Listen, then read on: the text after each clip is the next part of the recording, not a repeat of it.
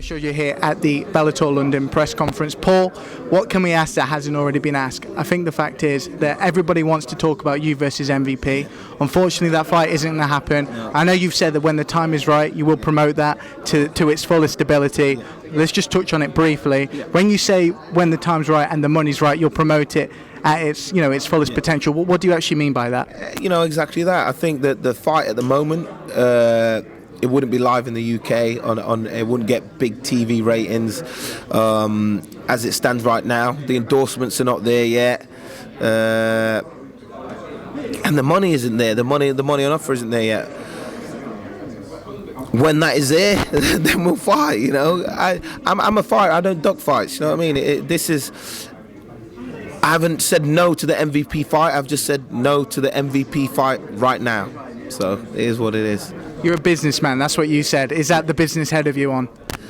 I just want the timing to be right for the fight. For me, I'm going to take out Rory MacDonald, take out Douglas Lima, and then fight MVP. That will be ideally the way things would work out. If they work out that way, who knows? Who knows what's going to happen to MVP between now and that point? But for me, I'm just going to focus on what I got ahead of me. And right now, it's not MVP. We said it in a press conference, it's almost like killer's row for you. Rory MacDonald, Douglas Lima, then MVP. Let's talk about that Rory MacDonald fight, because it is absolutely huge. To have that in the UK, I don't think a lot of people would have even thought that would be a potential.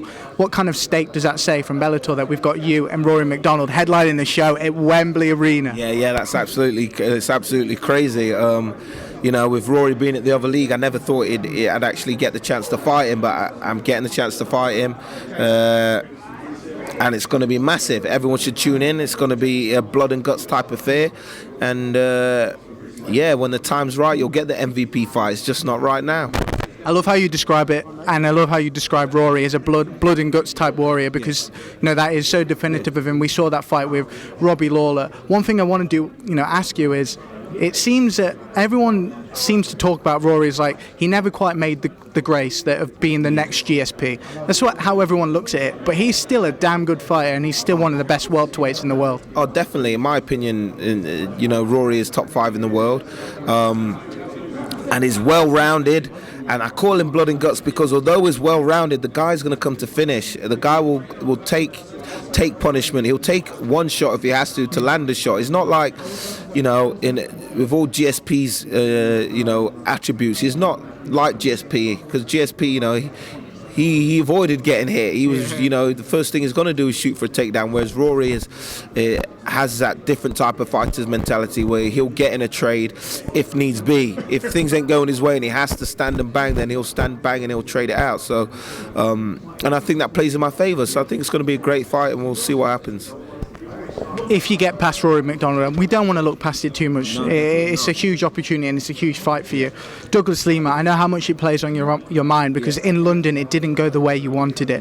What was really the issue there with Douglas and how he came to fight?